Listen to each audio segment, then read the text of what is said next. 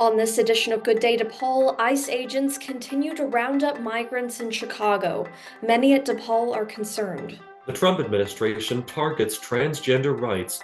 The LGBTQ community responds. And shock and concern, that's how many people at DePaul are reacting to the chaotic beginnings of the new Trump administration. I'm Morgan Kirsch. And I'm Nathan Wiegraff, and this is Good Day DePaul.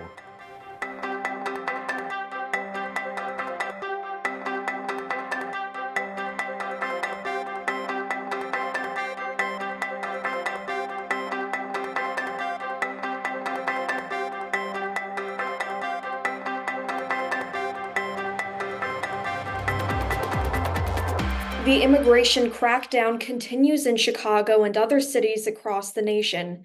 How will this all play out? I try to find some answers. Fear is mounting in Chicago's minority and migrant communities following a wave of deportation raids that began Sunday, January 26th. Since President Trump's inauguration, his administration has targeted sanctuary cities, calling Chicago Ground Zero. Now, local immigration experts, advocacy groups, and legislators are ramping up efforts to inform and support those at risk. Illinois State Representative Lillian Jimenez's office has received a wave of calls from concerned residents. I had multiple calls of people saying, can I go outside of my house? People are just very afraid. Raise the Floor Alliance is a coalition of groups supporting low-wage industries and laborers at high risk of exploitation. Raise the Floor Alliance Executive Director Sophia Zayman's office is also receiving concerned calls. Chicago is the third largest city in the country, and yet there are parts of our city that felt like a ghost town this week because immigrant communities are so fearful about the potential of getting swept up in a raid, being unlawfully detained, or being targeted. On January 21st, the Department of Homeland Security rolled back long-standing policy that restricted immigration enforcement from raiding sensitive locations like churches and schools. Some children aren't going to school out of fear. My son's school, about half the kids didn't show up yesterday to school. People are very afraid that their children will be picked up, or they will be picked up if they go to schools now that this memo has been rescinded.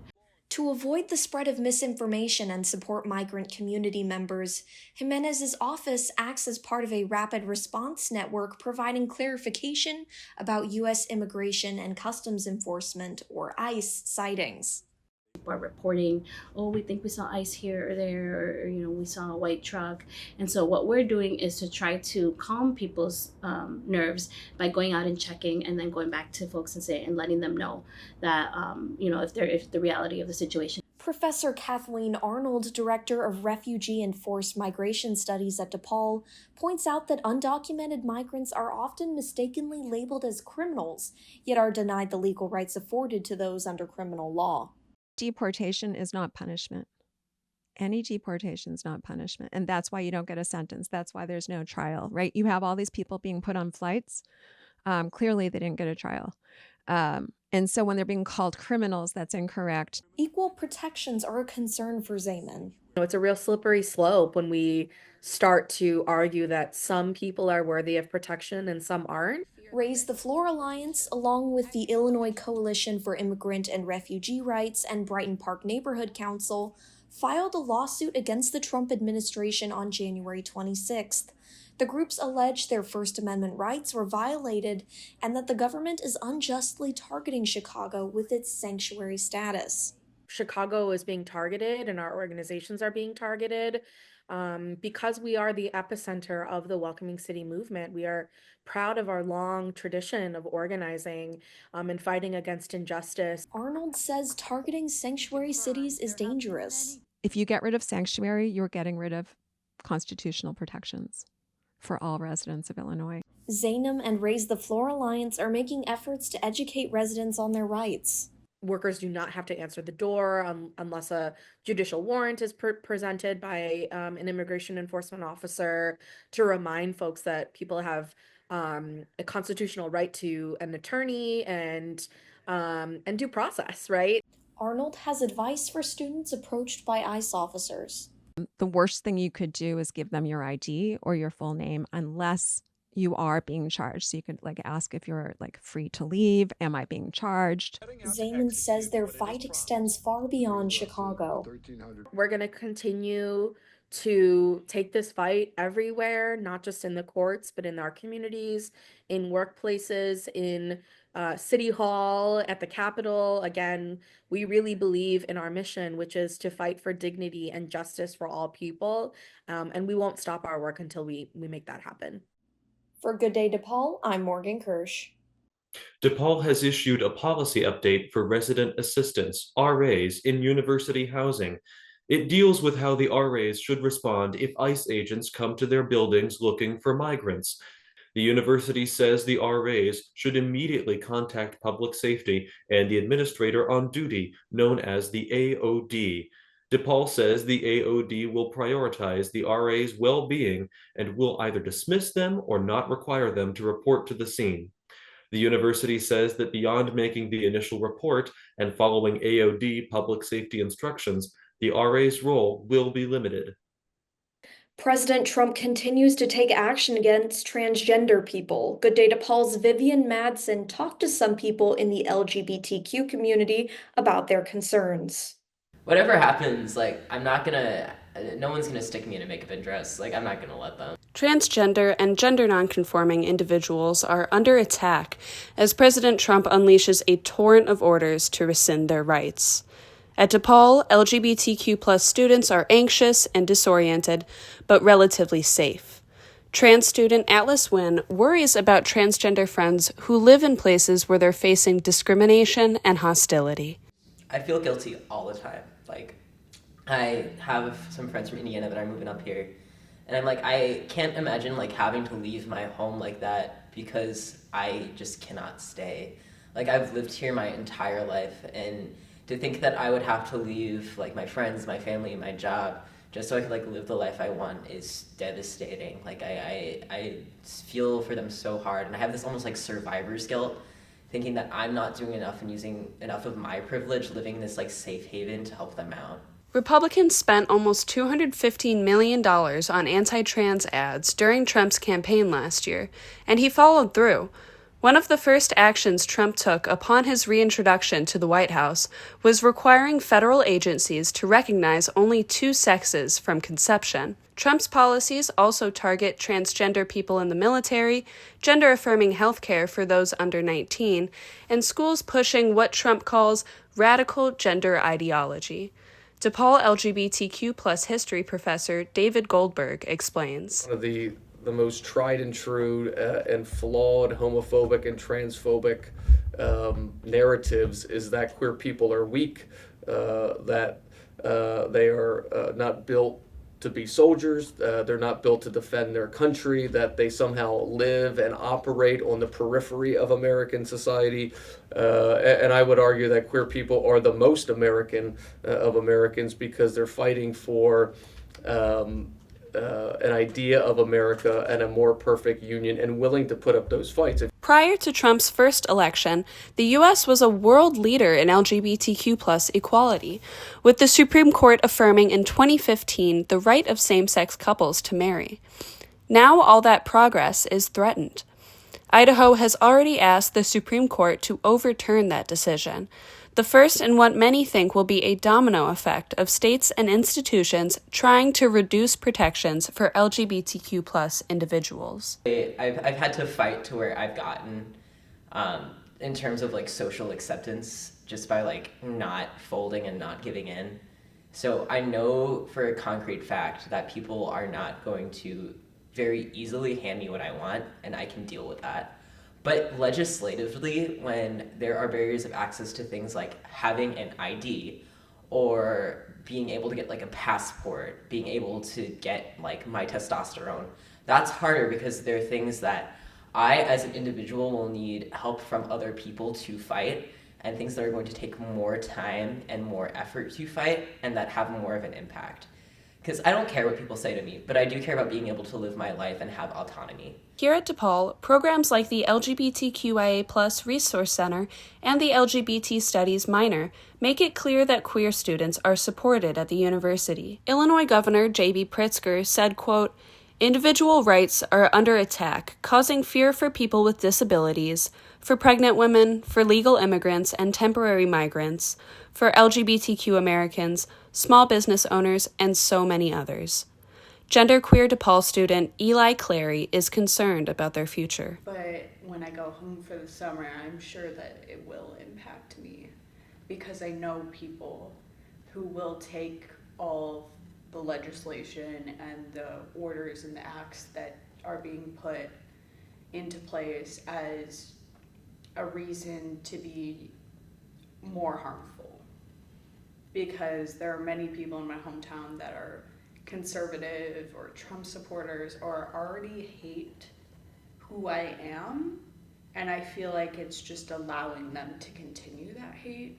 26 states have bans against gender-affirming healthcare, and with Trump threatening to cut federal funds for hospitals that continue to provide it, the 39% of trans youth who live in those states are even more at risk. To exist as a trans person in a physical space is to be gender nonconforming in some way, whether that be using a different set of pronouns, using a different name, dressing differently, or sticking a needle in you every week and looking different in a couple months. When you police that, you are essentially saying that you cannot exist in public as a gender nonconforming or transgender person. History shows that transgender people have been a part of the fight for queer rights for a long time, but feel they've received few of the benefits. Transgender woman Marsha P. Johnson is said to have thrown the first brick at Stonewall, the legendary riot that kickstarted the gay rights movement. Conservative forces, the Trump administration, they have such a lack of understanding about LGBTQ plus history that they think that the current fight for trans visibility and rights is a new thing, and they're using the same playbook of weakness and passivity in order to, fear-monger the political discourse. Queer people say the fight for LGBTQ+ rights is a fight for everyone's rights.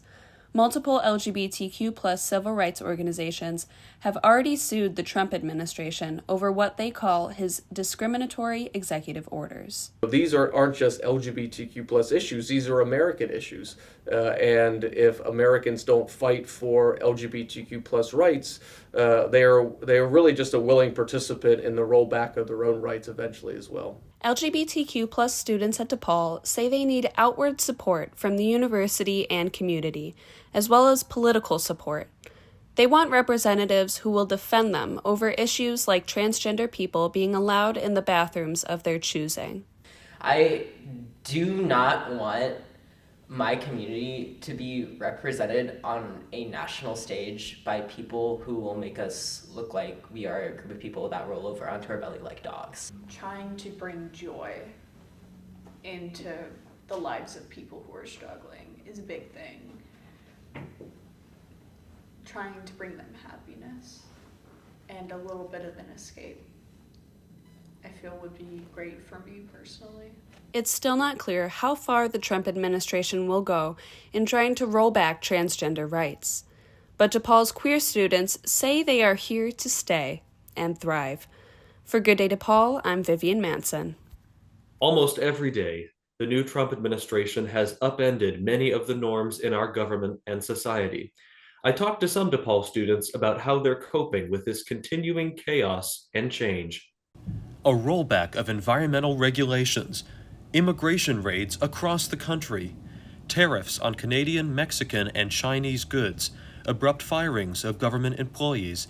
These are just some of the policies implemented by the Trump administration during his first few weeks back in the White House. I'm here outside DePaul University's Lincoln Park Student Center, where some students say they've had difficulty coping with the constant stream of news and controversy following Trump's inauguration and first 3 weeks in office. I personally am not feeling great about the Trump administration being back in office. I am very scared about the policies that they have been trying to implement. I really do feel like we're going back in time in a way, and I think a lot of Trump voters are starting to realize that. It's definitely a lot to take in and a lot to think about. I'm just trying to stay positive, to know that, it's going to be only 4 years, and there's a lot of amazing people in this country who want the best for us and who will do their best to keep us safe going forward. I guess just seeing what's going on in the world right now is very devastating and very sad and very hard for me because I'm far away from my whole family, so not being able to be there during these hard times is very scary and hard for me. I don't like being blindsided by something every 5 seconds from a notification on my phone.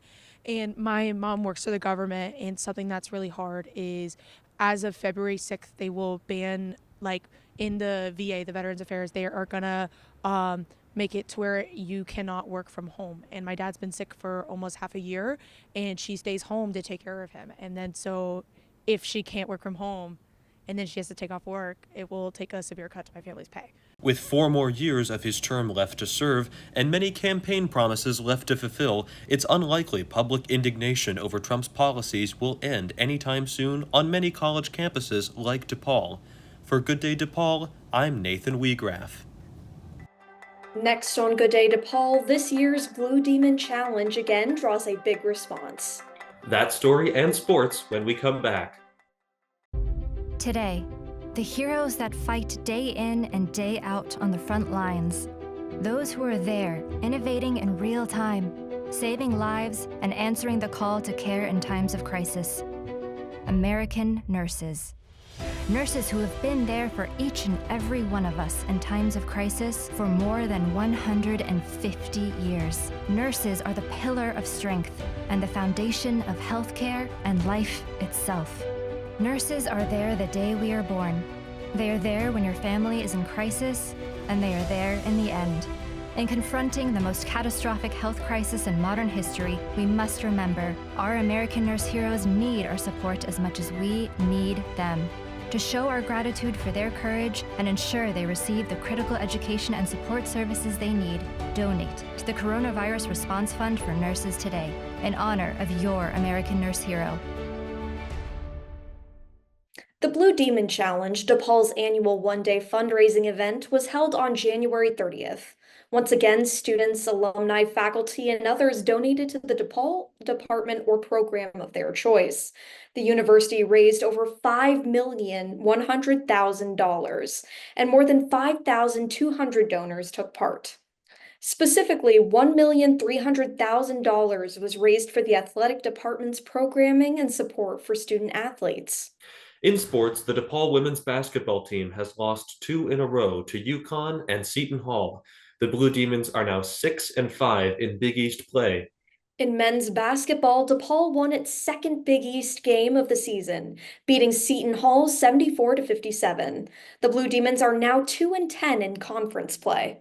In track and field, DePaul's Darius Brown was recently named Big East Men's Track Athlete of the Week. This after Brown took first place in the 60-meter hurdles at the Notre Dame Invitational. Next on Good Day DePaul, a major milestone for the DePaul Theater School. Stay with us. There are a ton of social networking websites, but one stands apart for a very special reason. This one saves lives. It's MatchingDonors.com. MatchingDonors.com links living organ donors with people in need of kidney and other transplants. In the United States, 22 people die each day waiting for an organ transplant, most of them for kidneys. If you've ever considered becoming a living organ donor, or if you are someone in need of an organ transplant, visit MatchingDonors.com, home of the greatest gift of all, the gift of life. MatchingDonors.com. The DePaul Theater School is now 100 years old. The school recently held a centennial celebration. The theater school was founded in 1925 as the Goodman School of Drama.